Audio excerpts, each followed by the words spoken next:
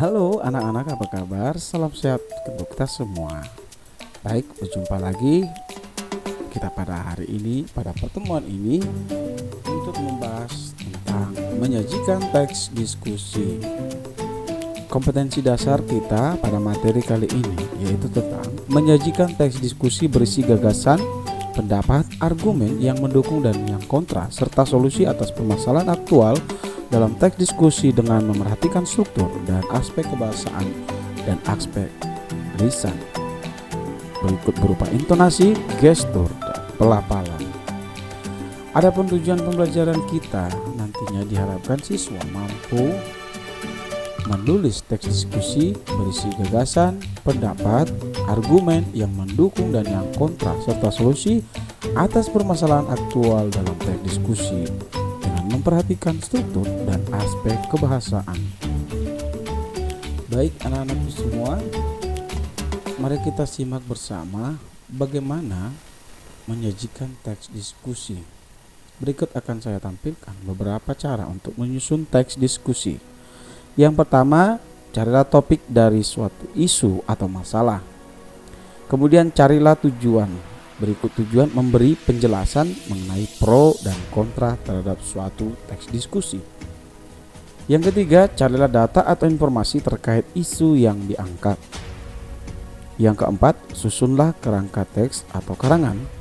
Kemudian yang kelima, kembangkan karangan menjadi suatu teks diskusi. Dan yang terakhir, suntinglah dan revisi teks diskusi tersebut. Berikut ada beberapa langkah yang perlu diperhatikan ketika menyajikan teks diskusi. Nah, antara lain 1. Tentukan topik. Nah, dalam tentukan topik, pilihlah topik yang memicu pada adanya pro dan kontra dalam masyarakat yang bersifat faktual serta kontekstual, sehingga sedang hangat dibicarakan atau yang up to date.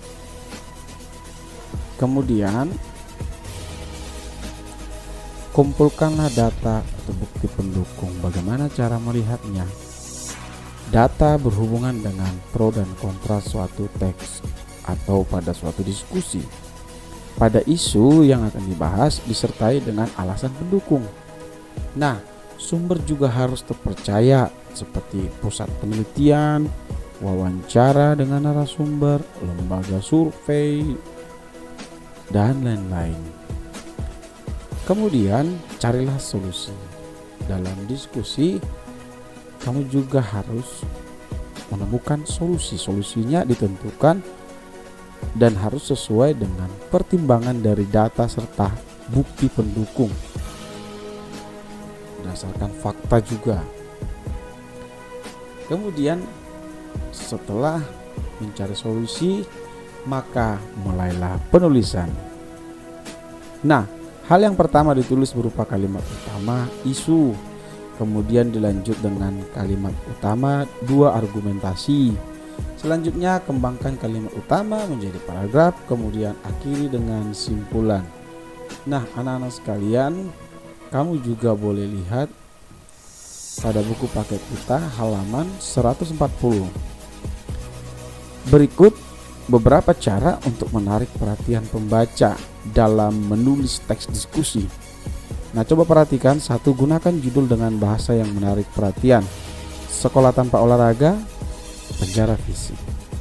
Kita gagal menjaga lingkungan sendiri. Nah, yang kedua, mulai pendahuluan dengan pernyataan retoris. Pernyataan retoris itu seperti apa? Haruskah kita berutang terus kepada bangsa asing? Kemudian apa susahnya membuang sampah dengan benar? Nah, selanjutnya mulai pendahuluan dengan bahasa yang syarat emotif. Nah, syarat emotif itu seperti apa? Sangat jelas warga negara wajib pajak yang tidak patuh membayar pajak seperti penyewa rumah tidak membayar sewa. Nah, contoh selanjutnya, lingkungan akan membebani kita jika kita membebani lingkungan tanpa peduli menjaganya. Ya. Kemudian Mulailah pendahuluan dengan menggunakan kata ganti personal untuk melibatkan pembaca. Contohnya, saya sangat yakin Anda tidak akan setuju dengan gagasan aneh bahwa bla bla bla bla titik. Teruskan. Selanjutnya, Anda pasti sedang bercanda jika berpikir bahwa bla bla bla bla dan selanjutnya. Dan yang terakhir, mulailah pendahuluan dengan pernyataan topik yang jelas. Nah, topiknya seperti apa? Setiap tahun bertambah jumlah spesies hewan yang masuk dalam daftar hampir punah. Nah, berikut yang saya paparkan tadi adalah cara untuk menarik perhatian pembaca berupa judul.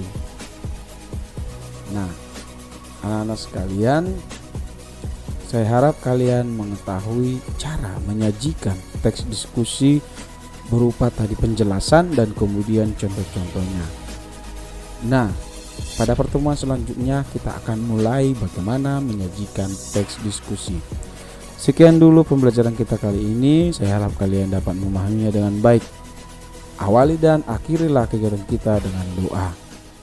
Salam sehat dan Tuhan memberkati.